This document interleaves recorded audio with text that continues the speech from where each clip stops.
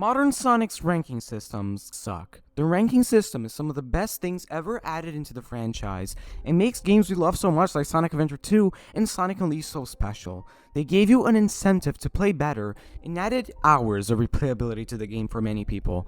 But since Sonic Generations, they all went from straight up bad to mid. The latter and Sonic Forces made it extremely easy to the point where you barely have to breathe to get an S rank, to a point where it's laughable. Sonic Frontiers, while having a mostly easy ranking system, has the exception of Cyberspace 1-2, and the result is everyone loved that level, even though most people didn't even like Cyberspace in the first place.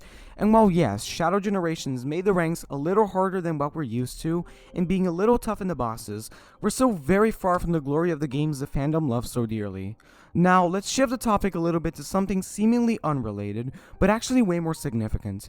The one thing that's considered the curse of the Sonic franchise is the most fundamental thing to it: Sonic's speed.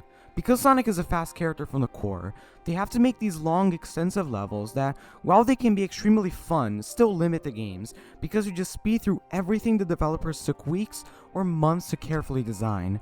The result is Sonic games have to have at least a bit of fluff. Collectibles like the Sun and Moon medals that nobody defends, other playstyles, which are clearly a way for the developers to make the games longer, taking away the main Sonic gameplay from the spotlight. Please don't burn me alive in the comments. I do enjoy the Werehog, the treasure hunting, and the other playstyles from the adventure games. Even the main Sonic gameplay is fluffed with cheaper challenge levels and bonus acts sometimes, but we can all agree that the main speed gameplay is always the better part of those games. I think you might already know the correlation between ranking systems and progression in Sonic games by now. If you guess just force everyone who plays the game to get good ranks in order to progress, my answer is yes. And with all that said, bye bye. Hold up, buddy. That wouldn't be good game design at all. What do you expect? I'm a lifeless loser that's making Sonic videos in a time with next to no big Sonic news. What we need is something more nuanced. At core, the idea is that in a Sonic game, you run through the level. It can be boosting or using the M word. When you finish a level, congratulations, you're a LARPer and you got a C rank. Because of that, you get a small number of the game's collectible, which I will call rank tokens. Because you got a mid rank, you got very few of them. In order to progress in the game, whether it's just a linear boost game like Shadow Generations, where you just unlock the next boss you need to beat to progress, or an open zone game like Sonic Frontiers, where rank tokens are necessary to get vault keys and possibly serve as currency for your new skills. You must get rank tokens. Rank tokens are sort of mandatory for you to progress, but they can also give you extra rewards like points to get skills, extras to a lower extent, and etc. So because you got very few rank tokens, you have to replay that very level you've just played again. But this time you can get better at the game, sharpen your skills, and finally you got a better rank, an A rank. This gave you rank tokens enough for you to progress. Now you're considering buying some new skill or extra with those tokens. Maybe next time you see a barrier as you progress through the game, you might very well decide to go back to that level you played before because you had so much fun on that level, so you could get an S rank and get even more rank tokens for that, since you found yourself comfortable with the level. I must address the elephant in the room, that the SD version of Sonic Unleashed already did that, as well as Sonic Rush Adventure. But those are still underdeveloped ideas. Sonic Rush Adventure isn't much keen on that because I didn't hear that mechanic from anybody, and boy have I seen praise on Sonic Rush Adventure by the ones that played it. And Sonic Unleashed SD is extremely light in that, with medals you have to get in order to unlock the Gaia Gates from what I've played of it. And Frontiers gives you a vault key for getting an S rank, and collecting all vault keys in a Frontiers level means you get 3 more vault keys, which give you the Chaos Emeralds, which are the goal of Sonic Frontiers. Which means that the already mentioned 1-2 cyberspace level is the closest official thing to what I'm suggesting in this video, and it was praised for it, even though cyberspace is some of the least well received parts of the game. But I'm looking for an expansion of the Sun and Moon medals from Unleashed, with the key difference that the game is not actually asking you to find all the medals. That's exactly what I believe would work. Now, is this the big solution to the fundamental problem of the Sonic franchise? Yes, but absolutely not. Instead of fixing the problem, the rank tokens mechanic goes around it. You see, every single solution and fluff Sonic Team tried to add to the game results in something that is less fun than the main levels. But wait a minute, Sonic's ranking system isn't less fun than the main levels, as I said in the beginning. In fact, it makes the levels more fun. So instead of introducing something that makes you think the game would have been better without it, it elevates what's already there and works. It's like when some linear Mario games like 3D World or Wonder block progression behind collectibles like Wonder Seeds or Green Stars. They aren't making the game worse because these collectibles add to the levels and makes them better because it makes you explore them in different ways and engage with the game's mechanics better. But we still have to lay a foundation for this idea. The ranking system has to be crushing. If the ranking system doesn't give you a genuinely tough time and doesn't force you to replay and improve your runs on the level instead of getting an S rank on your first try, then nothing works. And the evidence is Sonic Team can absolutely do that.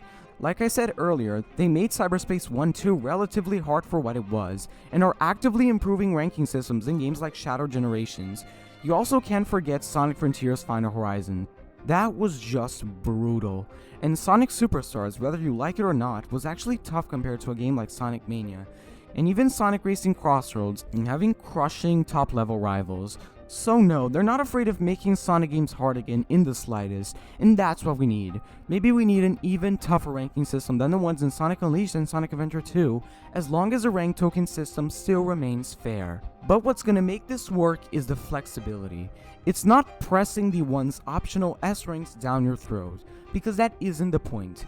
In theory, if the game is done by serious individuals very different than me, then mastering the levels and getting good ranks is bound to be a satisfying experience. So if the player focuses on getting one S rank or just a good rank in one level and really locks in and spends a good time earning that rank, they've already experienced the main fun of the game.